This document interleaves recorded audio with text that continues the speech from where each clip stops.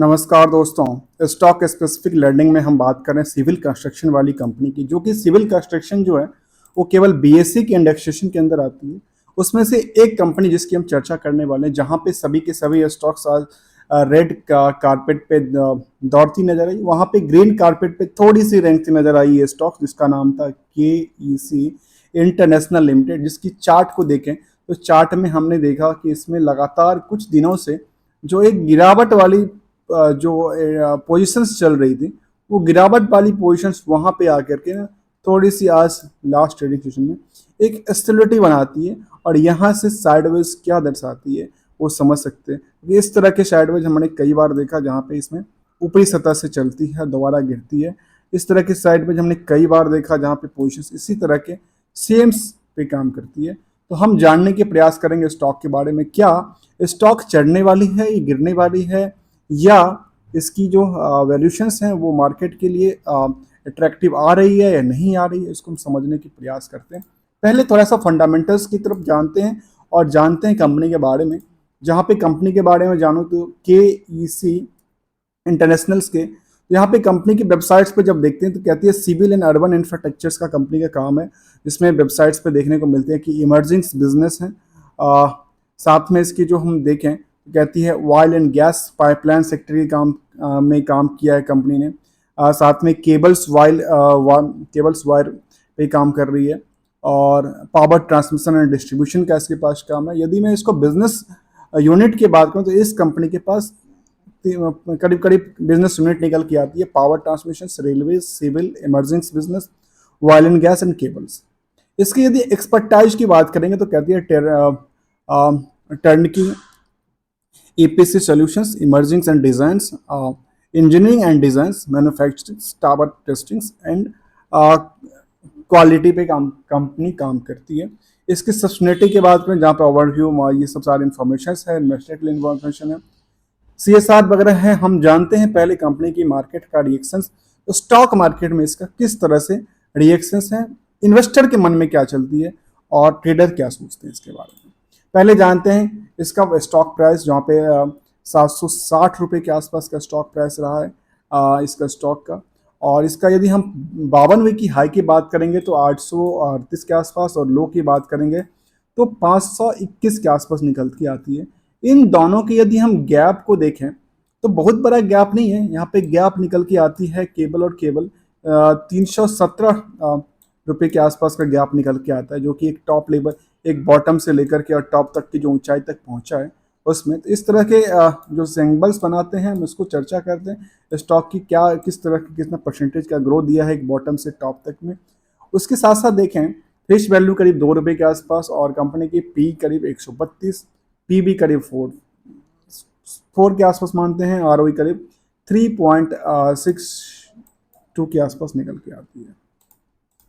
जो इसमें latest update देखेंगे और उसमें देखें तो कंपनी की जो BSE 500 बकेट है, जिसको बकेट कहते हैं बेसिकली हम, वो इंडेक्सेशन है, जहाँ पे 500 कंपनी की एक बकेट है। उस कंपनी में इसकी एक बकेट के अंदर आती है BSE 500 के अंदर। और कंपनी यहाँ जो लिस्टेड है इसके ऊपर जो दिखती है वो सिविल कंस्ट्रक्शन के अंदर दिखती है, और यहाँ पे सिविल कंस्ट्रक्शन के अंदर, इसलिए हमने इसको रखा सिविल कंस्ट्रक्शन के अंदर। अब इस चार्ट में क्या नजर आती है, जो हम इसको 1 साल के चार्ट को देखें तो स्टॉक ने अच्छी खासी जंप किया है।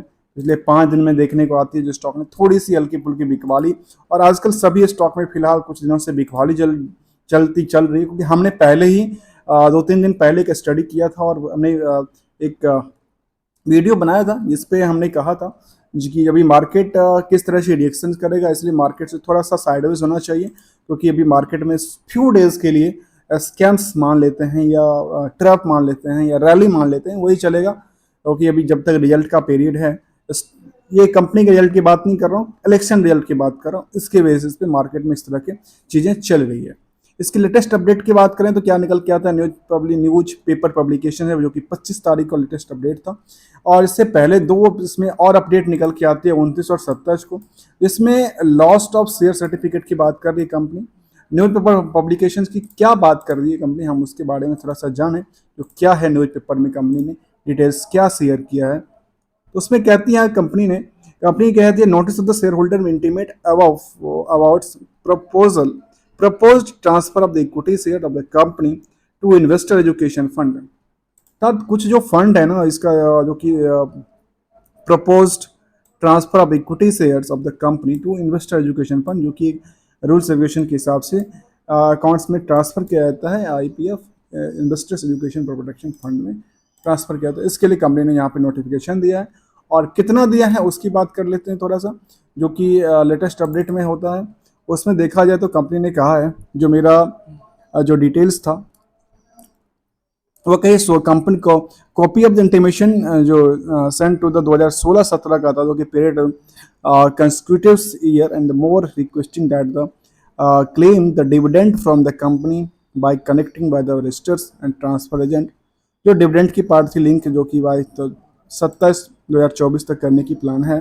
साथ में क्या है, copy of the notice publish in the 25 मई को उन्होंने नोटिस पब्लिकेशन किया था बिजनेस स्टैंडर्ड इंग्लिश पेपर में, और नवभारत नवशक्ति मराठी जो में किया है कंपनी को, कि रजिस्टर्ड ऑफिस उनकी वहीं पे मुंबई में दिखती है, इसलिए मराठी में उन्होंने किया है।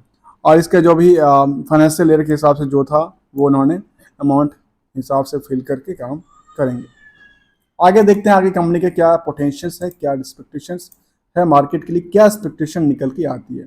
कॉर्पोरेट एक्शन के हिसाब से देखें तो कंपनी एक डिविडेंड पेइंग कंपनी रही है, और डिविडेंड पेइंग कंपनी में करीब 3 रुपये के आसपास का फाइनल डिविडेंड था 2023 में। 24 में तक कोई भी डिविडेंड नहीं, क्योंकि इसका डिविडेंड का ट्रैक रिकॉर्ड जो है वो जून और जुलाई में निकल के आती है। एक्सपेक्टेशन है जो बोर्ड मीटिंग होगी कंपनी का तब निकल के आती है। तो बोर्ड मीटिंग ऑलरेडी मार्च वाला हो चुका है, नेक्स्ट एजीएम के टाइम पे जो होने वाला है उसमें डिसाइड होगा। जानते हैं लेटेस्ट जो रिजल्ट्स है उसका रिजल्ट के हिसाब से क्या निकल के आती है, जो कंपनी का क्या एक स्टैंड लॉन्ड के हिसाब से देखा जाए तो ये देखने का आती है करीब करीब 1000 करोड़ के आसपास का जो है सेल्स जो था रेवेन्यू इंक्रीज किया था। 4300-4400 करोड़ से लेकर के 5300 करोड़ के आसपास जाती है, ऑलमोस्ट 900 करोड़ होता है।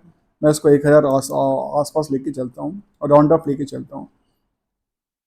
साथ में देखा जाए यदि नेट प्रॉफिट की बात करें तो करीब 44 करोड़ से सीधे डबल से ज़्यादा होती है, और ये 92 करोड़ के आसपास निकल के आती है, जिसकी वजह से यदि हम इसको ऑपरेटिंग प्रॉफिट मार्जिन देखो तो वहाँ पे थोड़ा सा मोमेंटल होती है, और नेट प्रॉफिट मार्जिन में थोड़ा सा फर्क दिया है। ये जो डेटा था ये स्टैंड लोन डेटा थी, केवल इस कंपनी की डेटा थी। अब यदि मैं इसको कंसोलिडेटेड डेटा की बेसिस पे लिखूं तो क्या निकल के आती है, इसमें कंसोलिडेटेड डेटा क्या कहती है और बुक वैल्यू क्या कहती है। इसका पहले बात करते हैं बुक वैल्यू के बारे में, जहाँ पे बुक वैल्यू 159 रुपये के आसपास निकल के आती है, वहाँ पे स्टॉक की प्राइस 759 के आसपास निकल के आती है। क्वार्टरली बेसिस पे देखें सेल्स की तो इसका सेल्स देखने से ऐसा लगता है जो ये टॉप टू टॉप लेवल, जो मैं हमने हमेशा कहा है, ये जो टॉप टू टॉप लेवल होता है उस पर कामकाज कर रही है। क्यों? क्योंकि इसका देखेंगे करीब 6165 करोड़ के आसपास। इससे पहले यदि देखें तो किसी भी पीरियड में 6000 करोड़ का इसका नहीं दिखा सेल्स, इसीलिए हमने कहा जो ये जो है ना टॉप लेवल पे कामकाज कर रही है। दूसरी तरफ यदि ऑपरेटिंग प्रॉफिट को देखा जाए तो ऑपरेटिंग प्रॉफिट में 6% का यहाँ पे है, जो कि फिलहाल यदि इसको कंपेयर करें तो पिछले साल से इसमें 6% ही इसके पूरे साल क्वार्टर रहा, इससे पहले 5% रहा, इससे पहले 6, इससे पहले 7 और 8 भी रहा है, लेकिन वो जो पीरियड था वो बहुत पुराना पीरियड था। लेकिन फिलहाल यहाँ पे देखने को आते जो कुछ पीरियड के हिसाब से यहाँ पे 6% इसका एवरेज ऑपरेटिंग प्रॉफिट मार्जिन निकल के आती है। नेट प्रॉफिट की बात करूँ तो नेट प्रॉफिट अभी यहाँ पे टॉप टू टॉप पे कारोबार नहीं कर रही है, क्योंकि इसके पहले इसने 194 करोड़ तक का आसपास प्रॉफिट बुक किया था, लेकिन यहाँ पे 152 करोड़ के आसपास बुक किया है इस क्वार्टर में। तो भी एक सस्टेनेबिलिटी लगती है, जो कि पिछले क्वार्टर से इसकी जो परफॉर्मेंस लेवल थी वो एक टॉप टू टॉप लेवल पे कारोबार कर रही है पिछले 2 साल के दौरान। इसके बाद देखिए प्रॉफिट एंड लॉस में यदि कंसोलिडेटेड डेटा को देखें तो ये निकल के आता है जो कंपनी का टोटल पूरे ईयर टू ईयर का सेल्स जो है वो करीब 2000 करोड़ 20,000 करोड़ के आसपास मान लेते हैं, 20,000 करोड़ के आसपास का निकल के आता है, जो कि कहा जा सकता है इससे पहले के किसी भी पीरियड में इसके पास 20,000 करोड़ नहीं था, बल्कि दिन बाय दिन इसकी करीब 20% नहीं तो नहीं लेकिन 17,000 करोड़ के आसपास पिछले 23 में था, तो करीब करीब करीब देखा जाए तो 17.5-18% के आसपास का, मैं ओवरली कहता हूँ, कोई इसमें हम कोई कैलकुलेशन अभी यूज नहीं कर रहे हैं, कैलकुलेटर नहीं यूज कर रहे हैं, यदि आप देखेंगे तो 17.5-18% के आसपास के इसमें जो है पुल बैक आया था इसमें। इससे पहले भी देखेंगे तो उसी के 13 दूनी 26 और ये 20% से ज़्यादा का इंक्रीमेंट आया था यहाँ पे 20% के आसपास। यहाँ पे देखें तो ये नियरली अवार्ड्स था, उसमें कोई बड़ी पुल बैक नहीं थी। यहाँ पे देखने को आती है कि नियरली 11 करीब 10%, 10-12% के आसपास का पुल बैक था। इसी चीज़ को हम देखें यहाँ पे, जहाँ पे हम ऑपरेटिंग प्रॉफिट मार्जिन को देख रहे थे, तो ये निकल के आती है जो कंपनी का ऑपरेटिंग प्रॉफिट मार्जिन जो रहा है वो पिछले 6%, 5%, 7% के आसपास, पिछले कभी 11% भी रहा था। इसकी नेट प्रॉफिट के देखें तो नेट प्रॉफिट में निकल के आती है कंपनी का जो इससे पहले, ये नहीं है यहाँ पे कंपनी कंसोलिडेटेड डेटा में सबसे ज़्यादा टॉप पे काम कर रही है। यहाँ पे 347 करोड़ का प्रॉफिट है, लेकिन इससे पहले कंपनी ने काफ़ी अच्छा प्रॉफिट गेन किया था, 553 करोड़, 400, 500 करोड़ के आसपास का प्रॉफिट गेन किया था। तो यहाँ से यदि इस पीरियड को कंपेयर करके देखा जाए तो यहाँ पे डाउनफॉल देखने को मिला है। लेकिन फिलहाल इसमें केबल और केबल दो इसको दो साल के डेटा को लेके चलें तो 2 साल के डेटा में ही कंपनी ने इस 2 साल में अच्छा परफॉर्मेंस किया है इस साल में, अर्थात पोटेंशियल लगती है यहाँ पे मार्केट को, जिसकी वजह से यदि डिविडेंड पे आउट की बात करें तो डिविडेंड पे आउट में कंपनी का जो ट्रैक रिकॉर्ड था पहले वो 20%, 14% के आसपास, वो जो है वो चेंज होकर करीब करीब 30% आसपास आती है, जो कि इसके लिए पॉजिटिव वेव रेट जनरेट करती है। आगे देखते हैं क्या कहते हैं। कंपाउंड सेल्स की बात करें तो यहाँ पे 15% के आसपास ओवरऑल निकल के आती है ग्रोथ लेवल की बात। यहाँ पे यदि हम कंपाउंड प्रॉफिट ग्रोथ की बात करें तो यहाँ पे डिक्लाइन करती है। ये CAGR के हिसाब से देखा जाए तो इसमें एक अच्छी पुल बैक है, जहाँ पे 42%, 22% और 19% के आसपास निकल के आते हैं। रिटर्न ऑन इक्विटी जो है वो थोड़ा सा डाउन साइड देखने को मिला लास्ट ईयर के हिसाब से, बस 3 साल से पहले 5 साल, और इसमें कुछ थोड़ा सा अच्छा परफॉर्मेंस देखने को मिला है। इसमें एक चीज़ हम देखते हैं, क्योंकि आजकल एक हमारा सेल्स कितना था, यहाँ पे यदि सेल्स की बात करें तो सेल्स था टोटल 20,000 करोड़ के आसपास था। इस बेसिस पे पूरे साल में इसका देखा जाए जो इसका डेटर्स कितना पेंडिंग चल रहा है। डेटर्स की बात करें तो ट्रेड पेबल इसके पास करीब 4,000 करोड़ के आसपास है। तो 20,000 करोड़ के टर्नओवर में 4,000 करोड़ के आसपास इसका जो है वो करीब 20% के आसपास जो है उसका क्या कहते हैं, उसको डेट्स रेशियो हम कह सकते हैं, इसको डिविडेंड ट्रेड पेबल रेशियो हम कहते हैं इसको। 20% के आसपास इसका मार्केट में पैसा यहाँ पे अटका पड़ा हुआ है, जो कि एक सेल्स बुक हो चुका है। आगे जानते हैं क्या है कंपनी के बारे में। यहाँ पे शेयर होल्डिंग पैटर्न की बात करें तो करीब 52% के आसपास होल्डिंग प्रमोटर के पास और 48% की होल्डिंग आम पब्लिक के पास। आम पब्लिक के पास जो पोजीशंस हैं उसमें क्या इन्वेस्टर्स का रिएक्शंस है उसमें देखने को आती है। जो प्रमोटर के पास जो होल्डिंग्स हैं उसमें कोई फेरबदल नहीं हुआ है, वो नियरली 26%, 10%, 8% के आसपास रहा है उनकी प्रमोटर ग्रुप के पास। जहाँ तक FI की बात करूँ तो FI ने यहाँ भी पोजीशन को 2% से ज़्यादा के आसपास खरीदारी किया है, और 2% खरीदारी के बाद इसमें बड़ी नहीं है, कब के 1% से नीचे वाले पोजीशन है। जहाँ पे DI की बात करूँ, DI ने यहाँ पे अपनी पोजीशन को 1% के आसपास बिकवाली किया है, और बिकवाली के क्रम की बात करूँ तो निकल के आती है जो HDFC म्यूचुअल फंड्स यहाँ पे 8%, कोटक के पास करीब 3% से ज़्यादा, HSBC के पास करीब 3% के आसपास, और कैनरा के पास करीब 3% के आसपास, 1% के आसपास।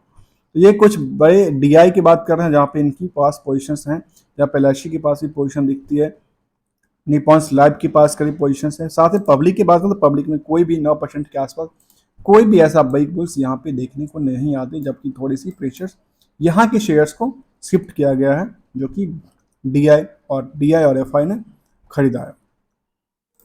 यहाँ कहा जा सकता है कि कंपनी में इस क्वार्टर में FI ने खरीदारी किया है। यहाँ पे एनालिसिस की बात किया जाए, इसमें हमने हमेशा कहा है ये एक टाइम फ्रेम के हिसाब से, पहले चार्ट की बात कर लेते हैं। चार्ट में हम क्या देखने वाले हैं, चार्ट में देखें तो चार्ट में ये नज़र आता है स्टॉक ने जब भी थोड़ी सी गिरावट किया है, गिरावट के बाद एक पुल बैक आया है स्टॉक में, तब खरीदारी का मौका मिला। इसी तरह के सिंबल्स में देखूं, यदि एक कई बार एक ट्रेंड की बात करता हूँ, कोई सिंबल नहीं, ट्रेंड। यहाँ पे ट्रेंड क्या बनता है, ट्रेंड ने एक सेफ्टी बनाई, ट्रेंड ने थोड़ा सा बनाया और दोबारा खरीदारी का मौका मिला। यहाँ पे सेम ट्रेंड थोड़ा सा बना रहा है, यहाँ से थोड़ी सी लगता है अभी फिलहाल, जिसको नियरली ट्रेंड की बात करें तो यहाँ से थोड़ा सा जो है वो गिरावट हो सकती है। और यदि कुछ और ट्रेंड की बात करें तो हो सकता है क्योंकि तो यहाँ पे थोड़ा सा पॉजिटिवली कामकाज कर सकती है कंपनी। आगे जानते हैं क्या है इसका, जो कि हम इसको चार्ट में देखें कई बार।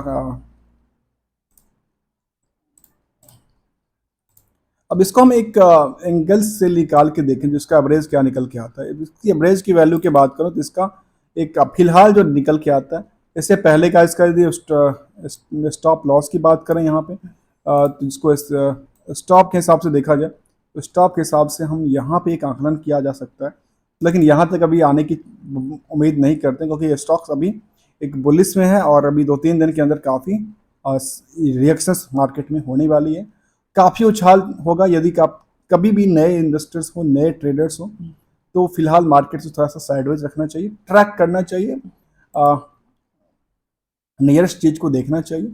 यदि बहुत बड़ा डीप आता है किसी भी स्टॉक में फिलहाल, खास के जो भी लिंक करता है, जो कि इंफ्रास्ट्रक्चर से लिंक होता है, जो कि रेलवे से लिंक करता है या डिफेंस से लिंक करता है, उसमें क्या होगा, जो यदि बहुत ज़्यादा डिप कर रहा है स्टॉक्स तो उसमें खरीदारी का मौका मिलेगा क्योंकि रिजल्ट के बाद फिर दोबारा स्टॉक भागने की उम्मीद रखता है, मार्केट का एक्सपेक्टेशन लगता है। जानते हैं स्टॉक के बारे में कंपेयर करने के टाइम पे, अगर मैंने कंपेयर करने के टाइम की बात करूं तो कई बार हो सकता है मैंने कंपेयर करने के लिए यहाँ से कंपेयर करूं, कई बार यहाँ से करूं और कई बार यहाँ से करूं और कई बार यहाँ से करूं, तो हो सकता है जो टाइम फ्रेम है उसके अकॉर्डिंग जो परसेंटेज ऑफ चेंज है एज ऑन डेट का वो मोमेंटल हो सकता है। इसी क्रम की बात करते हैं और चलते हैं, जो कि हम देख रहे हैं कि पिछले 10 सालों में करीब जो परसेंटेज चेंज हुआ वो हुआ 550% के आसपास, 5 सालों में 134%, 3 सालों में 183%, 2 सालों में करीब 98%, 1 सालों में 44% के आसपास। 6 महीने की बात करूं तो नियरली 30% के आसपास निकल के आती है वैल्यूएशंस। ओवरऑल स्टॉक में पिछला YTD के हिसाब से देखा तो 25% के आसपास, और बाकी ये हमेशा स्टॉक ने थोड़ा सा रैली दिखाई। और यही मैंने कहा कि यहाँ जो चीज़ें थी वहाँ मैंने इसलिए रखा क्योंकि इसकी जब भी हम यहाँ से कंपेयर करेंगे तो क्या होगा, तो यहाँ जब बुल मार्केट थी तो बियर मार्केट कंपेयर करेंगे तो वो हमेशा एक निगेटिव सिंबल्स क्रिएट करके देता है। इसीलिए एक एज ऑन डेट के हिसाब से देखा जाए तो कंपनी ने अच्छा परफॉर्मेंस लेवल दिया है पिछले कुछ सालों के दौरान, 10 सालों में 1 सालों तक करीब 44%। तो यहाँ पे जहाँ पे मैंने सभी स्टॉक्स में देखा था कि एक साल के अंदर अच्छी खासी 100% की 150% के आसपास ग्रोथ थी, वहाँ पे ये हाफ के आसपास देखने को मिलती है, 44-45% के आसपास। जबकि इसकी जो इंडेक्सेशन है उसमें करीब 100% के आसपास की जंप है, तो वहाँ पे इसके बेसिस पे इसमें अच्छी पुल बैक देखने को नहीं मिला है। जो इसकी कंपनी के हम चार्ट में देखें तो और एक लास्ट चीज़ देखें, जो मैं हमेशा जो एवरेज वहाँ निकाल रहा था, जिसके एवरेज के बाद 200 डे की कोई काम का है नहीं, 50 डे के एवरेज को देखें तो अभी यहाँ पे एक बनता है जो कि एवरेज वैल्यू निकल के आती है, और एवरेज वैल्यू के हिसाब से देखा जाए तो अभी यहाँ पे यदि गिरावट आती है तो गिरावट में ये करीब देखा जा सकता है करीब 730 के आसपास या 717-20 के आसपास में फ्रेश खरीदारी देखने को मिल सकता है और अच्छी खासी खरीदारी देखने को मिल सकता है इस लेवल्स पे आकर के डीप में। दोस्तों वीडियो अच्छा लग रहा हो तो लाइक से सब्सक्राइब करना ना भूलना। Thank you so much for joining here. हम बात कर रहे थे KEC इंफ्रास्ट्रक्चर्स कंपनी के बारे में, जिसके बारे में हमने समझने का प्रयास किया as a learning part stock market की सिविल कंस्ट्रक्शन वाली कंपनी की, जिसका रिएक्शंस आगे आने वाले समय में क्या होगा वो अंदाजा इस स्टडी से आपको पता चल गया होगा। Thank you so much for joining here.